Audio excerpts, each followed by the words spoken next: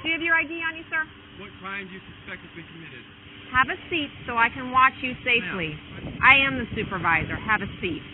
You have no reason to be ordering me around if there's no crime that's been committed. Have a seat so I can talk to everybody safely. Unless you can tell me what crime you're suspecting, I don't have to listen to a damn thing you're telling me. Have a seat on my car.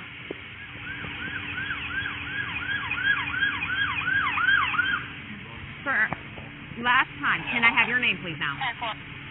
Well, when we're here to offer a call that we get dispatched to, at that moment, we have a requirement to perform an investigation. I tried to explain this to you, and now you're still arguing with her. To call a police officer a Nazi, to say we have no right to do this, to say we're doing criminal things because we're doing our job, is an issue.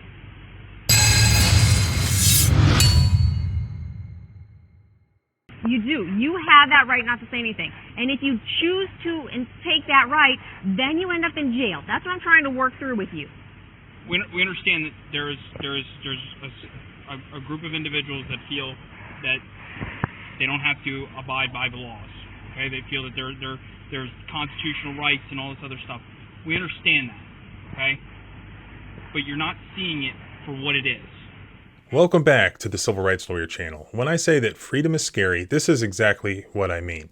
Just because somebody is scared and calls the police, or just because the police who then show up are scared, does not affect one's constitutional rights.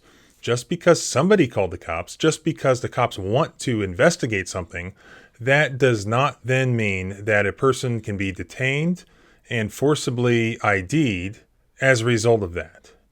This footage comes to us from Nick Fela, and this occurred very close to where I grew up, in Cocoa, Florida. I grew up just down the road.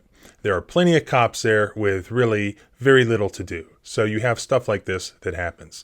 So Nick is just sitting there. This is back in 2016, but he's been pissed about this for years, and he finally just got the body cam footage. I think this footage really can be instructive because there is so much confusion on this issue. Just because the police are called, just because they say they're conducting an investigation, does that mean that they can do all of this like they did to Nick? But first, let me tell you about the sponsor of this video, Rocket Money. I'm really bad about subscribing to services online and then forgetting about them. It's too much to keep track of, especially when I'm trying to save up for my kids' college funds and also cigars. And that's why I use this video's sponsor, Rocket Money. Rocket Money is an all-in-one finance platform that helps you save more and spend less. This personal finance app allows you to manage subscriptions, lower bills, build a custom budget, and grow your savings all in one place. I'm using Rocket Money to cancel unwanted subscriptions. It safely and securely identifies recurring charges and cancels these unwanted subscriptions for you with just a tap. You never have to get on the phone. They do it for you. I also use it to monitor my credit. Rocket Money alerts you of important changes that impact your score and offers you insights on ways to improve it. If you want to save more and spend less, go now and join the 3.4 million members using Rocket Money. I've got the hookup. Go to rocketmoney.com/civil or click the link below in the description to get started for free. You can also unlock even more features with premium. That's rocketmoney.com/civil to get started for free. Get your money right by using Rocket Money. Thanks again to Rocket Money for sponsoring this video. Now let's get back to it. All right, here's what Nick says happened. On September 5th of 2016 in Cocoa Beach, Florida in Brevard County, Sergeant Amy Moon arrested me and impounded my vehicle for no ID while sitting at a lakeside. I offered ID if she had reasonable articulable suspicion, which she did not, but tried to pretend that she did. Turns out from the arrest warrant affidavit that an anonymous caller was suspicious that the women that he was with, who were in their 30s in reality, may have been underage, which Amy Moon determined on the scene that they were not. And also this anonymous caller suspected drug activity, which was in no way occurring. Sergeant Amy Moon during this encounter did in fact procure his driver's license from the women and then ran his plates that matched his ID, and she was holding his ID in her hand, but still retaliated against him for not saying his name, even though she knew who he was and that she had no reasonable suspicion at any point. 93697.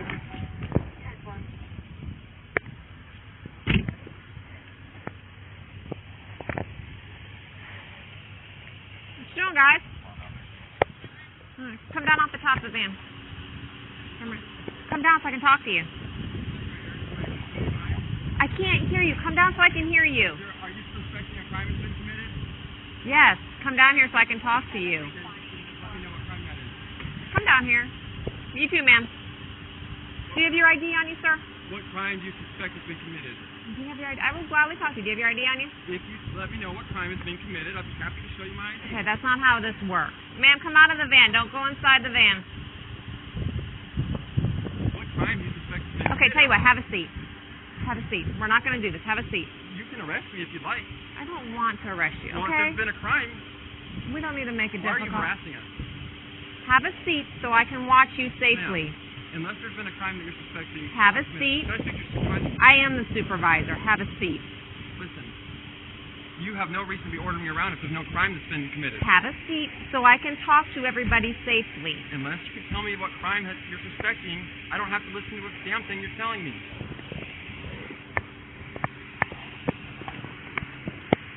All right. Keep your hands out of your pocket. Have a seat. Have a seat. What are you arresting me for? You're not under arrest, but if you don't want to, arrest? if you don't want to listen, Not under arrest. If I can't go freely, it's called being under arrest. have a seat. Coco, 1 to 10. Stand at the van. When a police officer asks you for identification, I don't know if you're a real cop. Let me see your ID. You could be. seriously. No, seriously. I haven't seen any of your information. I haven't committed any crime. This isn't freaking Nazi Germany. I don't need to show you no damn papers unless you're suspecting a crime. 47 step nuts. Don't move. Pearl, I'm under arrest. Don't move. Ladies, do you have your ID? How old are you? Okay, how old are you? Okay, hang on.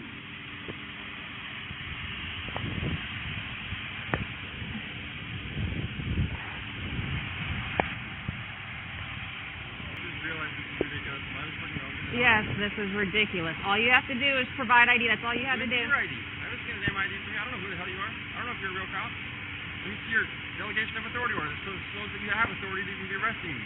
Have a seat on my car. Can you take an order from me for no reason, even though I haven't committed a crime? That's called Nazi.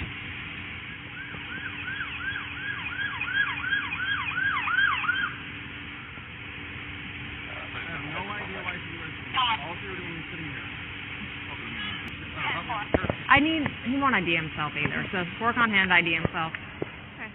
Anytime a police officer stops to check out with somebody, for whatever reason we get called here, we gladly explain it to people, but first things first, which is our safety and yours, we need to identify who we're talking to. So is there any reason why he wouldn't tell me who he is? And you're 30, you said? Where's your ID out of? Sir, last time, can I have your name, please, now? Because if you don't give us your name, you're going to go to jail. This is your last chance.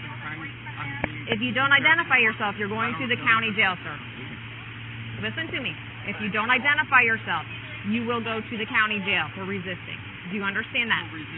Yes. Okay, you know what I'm going to do? I'm going to show my ID. And I want you to realize that this is criminal what she's doing to you. And the only reason I'm complying is under duress. Under threat.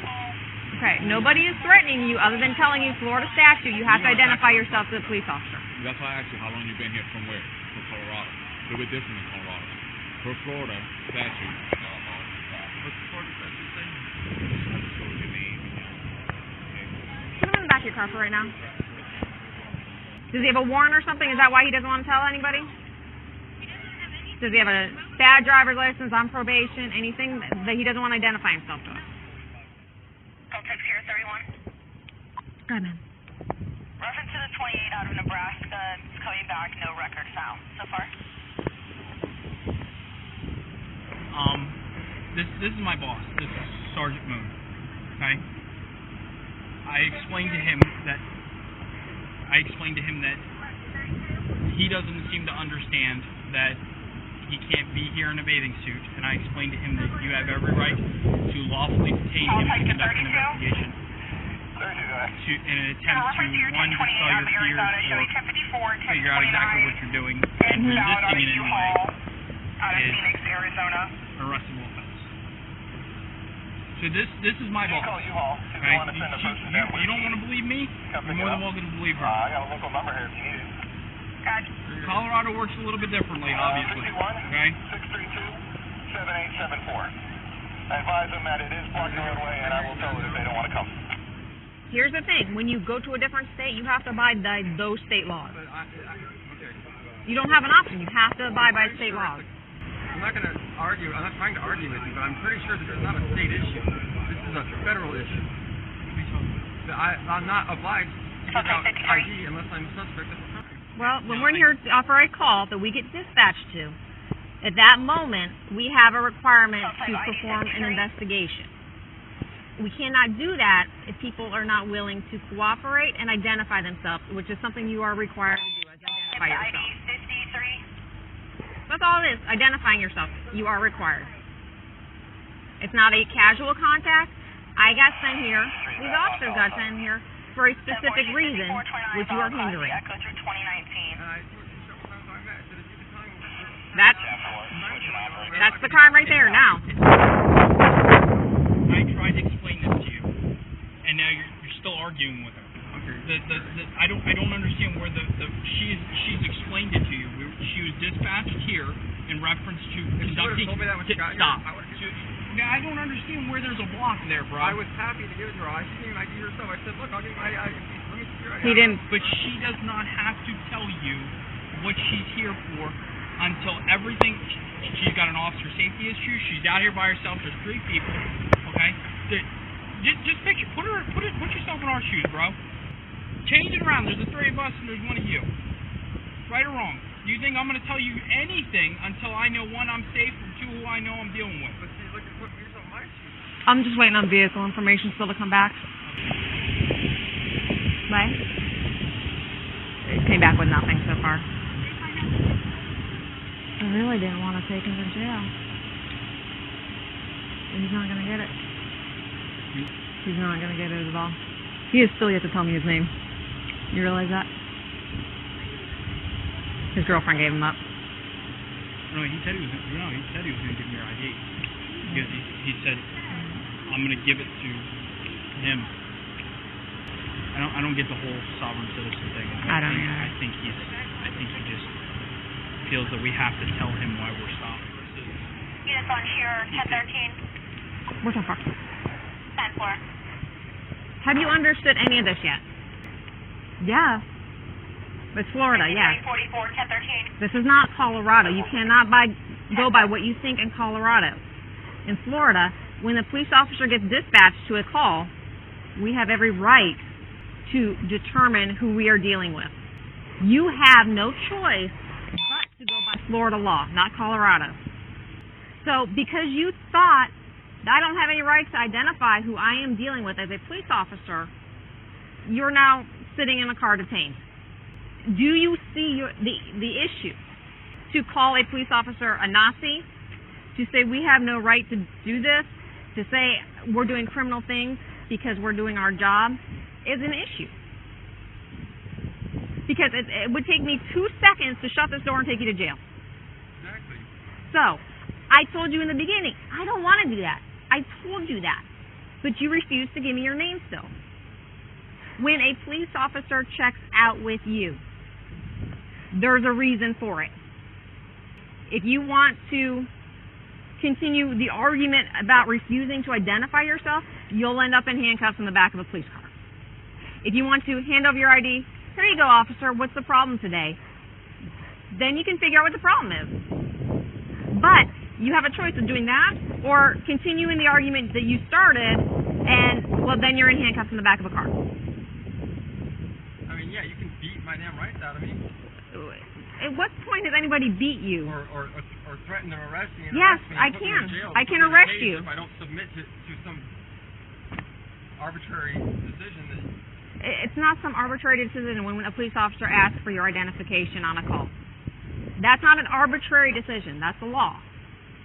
And I'm still here trying to make you understand a law versus somebody just harassing you. Basically, it's a statute versus a right is what's going on here, buddy. You do. You have that right not to say anything. And if you choose to and take that right, then you end up in jail. That's what I'm trying to work through with you. You have that right to completely keep your mouth shut and not say a word to me, but you're going to end up in jail. I know, and I. It's not worth that, is it? Is it worth it to you to go to jail not to identify yourself to me? So I don't know your name, so I'll just go with hey you. My name is Michael. Okay. she's trying. We understand that there's a group of individuals that feel that they don't have to abide by the laws. Okay, they feel that there's constitutional rights and all this other stuff. We understand that. Okay, but you're not seeing it for what it is. Okay, she came here for an investigation. Okay, she had every right at that point to find out who you are, what you're doing out here, and why you're doing it. As long as those things are everything is figured out and squared away, she'd have been all right. You know what? I can go about the rest of the day here, and you would have been on your merry way. Made it difficult. You felt that there's some type of constitutional right that you don't have to abide by her requests, her lawful orders to give her your ID. You're now interfering with an investigation. You're resisting her without violence. She's out here by herself, and there's 3 people, which adds to everything. And I guarantee you, I've been to Colorado, bro. I've been to Fort Carson, Colorado. I promise you, if I would have told a Colorado cop, hey, I'm not giving you my ID, resisting is resisting, and no matter what state you go. I've been to Texas, been to Colorado, been all over. I promise you, if I'd have told a cop in any state, I'm not going to give you my ID, and he's there for a lawful purpose, I'd have been in handcuffs.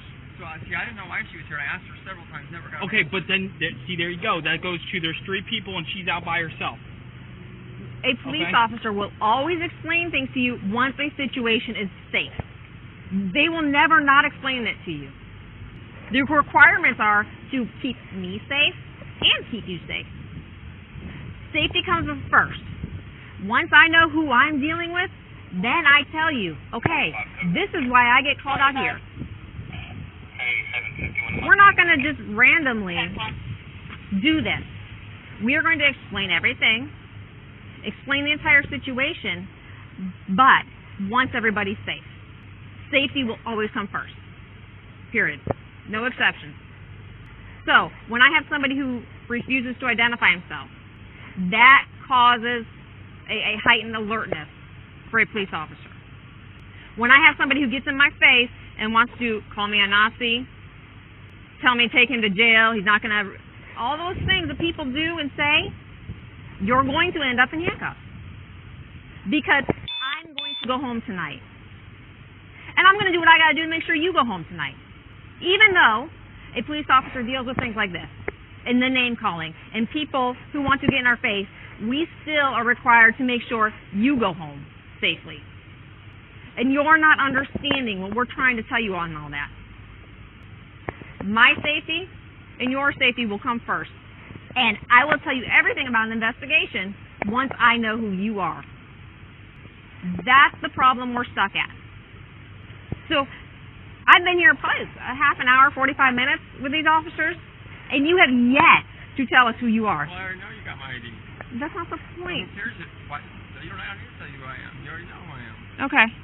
Right? You're not understanding. Okay. What it is you want me to just go ahead and... No, you're not understanding. We're bending over backwards to try to help you at this point. Understand things.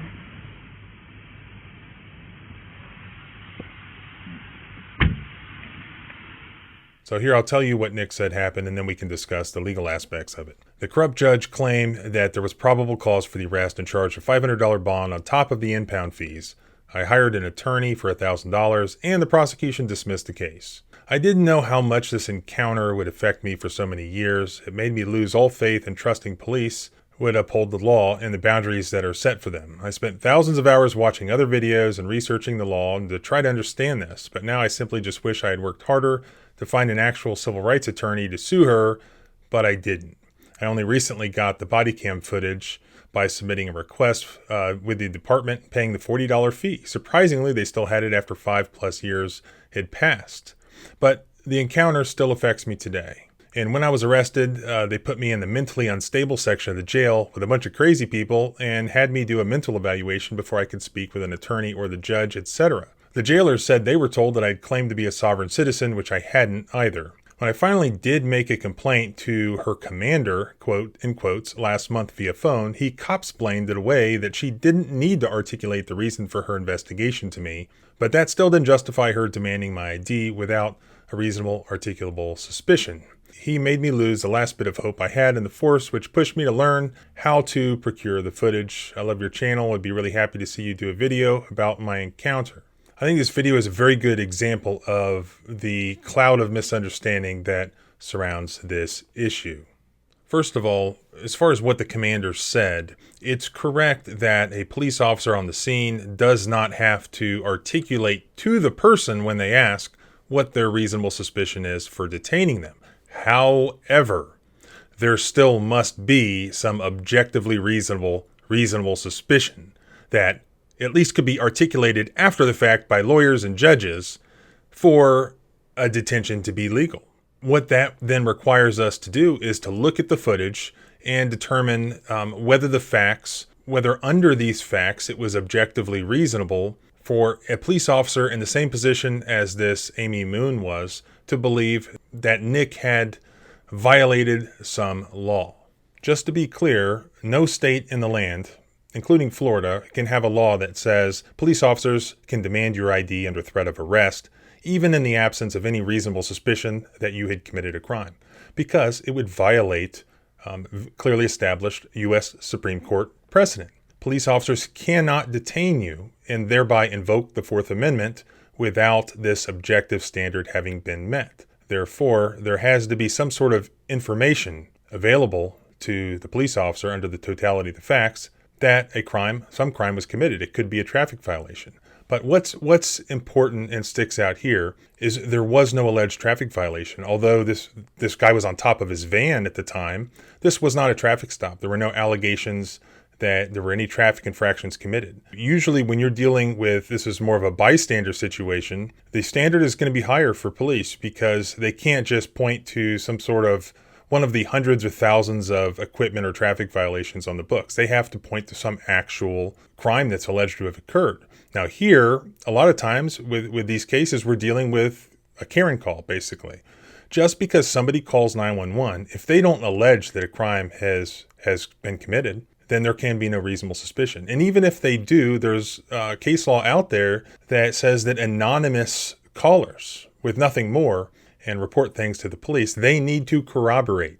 And here, best as I can tell, there was some sort of anonymous call that said the two girls that this guy was with looked like they could be underage and perhaps they were scantily clad. Okay, even assuming that that was reasonable suspicion for some sort of detention to take place, these women were in their 30s, and very clearly this police officer should, or any objectively reasonable police officer should have been able to tell that these were not underage women.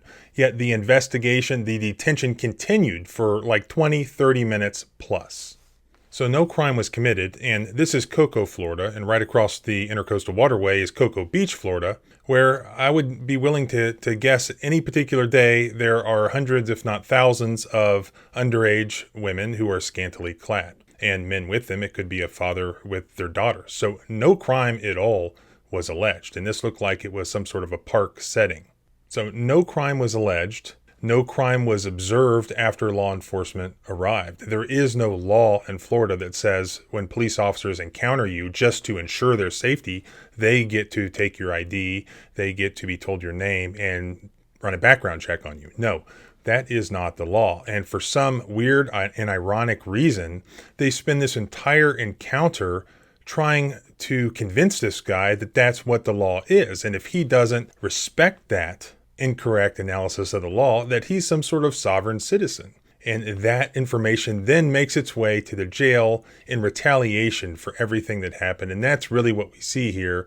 This is a classic case of First Amendment retaliation. This was a non-issue, no crime was occurring, but because this guy made any attempt whatsoever, which really wasn't that aggressive, to assert his constitutional rights. I mean, how dare he? He suffered the wrath of this female police officer. And then her underling, who over and over again just tried to force feed this guy incorrect constitutional analysis. The female officer admits on her body cam footage over and over again that it's completely unnecessary to arrest this guy. I mean, she has his actual ID in her hand. She knows his name, and yet she is trying to instill some sort of respect for her authority, some sort of respect for the government. And if he won't acknowledge it and just say his name, then he's going to pay the price and he's going to get arrested, and which she did do. Completely unnecessary and completely illegal. So this was a false arrest. So this was an illegal detention, which violated the Fourth Amendment. And this also was a false arrest, which violated the Fourth Amendment. Why? Because it was done in the absence of any probable cause. The charge that he was arrested for was resisting without violence. And you can look up the 11th Circuit case law, which governs a federal constitutional law for Florida. And it says that that particular statute requires reasonable suspicion. So if there was no reasonable suspicion, there is no underlying probable cause to arrest this guy without a warrant, which there was not. And that's why the prosecutor dismissed the charge. So this is what cops do. You can beat the charge, but you're not going to beat the ride. They're going to take you through the process. It's all about retaliation, and they really do need to be held accountable for this. So we have an illegal detention, we have a illegal false arrest, we have First Amendment retaliation, and probably a couple of others that I could think of. But the most important thing that I think needs to come out of this video is that people need to understand, one, that police officers do not necessarily have to articulate to you at the scene what the reasonable suspicion is, but it does have to objectively exist. There has to be some 911 call or something like that that is sufficient objectively and constitutionally to start some sort of investigation thereby which a police officer could detain you. It can't just be, yeah, this guy looks shady. It can't just be a hunch by a police officer. It can't just be a police officer who doesn't like people of a certain skin color. It has to be objectively reasonable information under the totality of the circumstances that some crime had been committed. What does that do? It just creates somebody like Nick, who for the past 5 years plus is just brooding over this. And now he doesn't like police officers. He doesn't like his government. That's what this results in. And a lot of times, you know what, it does involve female police officers doing this. Look at the video I did in West Virginia that we're now litigating, where it was a female cop who arrested that guy in Walmart and over again argued with him, just like this woman did here, on the way to jail.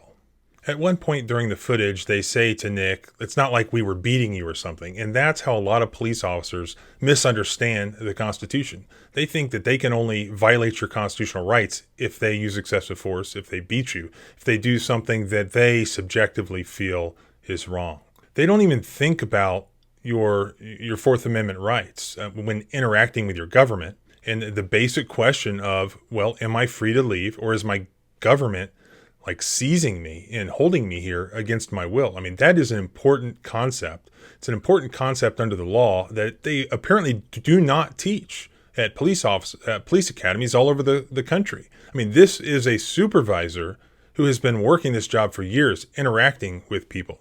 And maybe a lot of times it goes very well because people are scared when they're dealing with police officers and they comply. But what happens when you meet someone like Nick, who's not a sovereign citizen, who's just he's Nick, and he respects his constitutional rights, and he didn't think it was right that he's sitting there with these two women on top of his van overlooking a lake in sunny Cocoa, Florida, and the man shows up and they're going to harass him, make him get down off his van, make him, treat him like a criminal. I don't blame Nick for reacting that way. It all just comes back to this concept of freedom is scary, and that is an extremely important concept. People need to understand, yeah, it's easy to just hand over your ID. It's easy to just tell them your name, but it's always a slippery slope.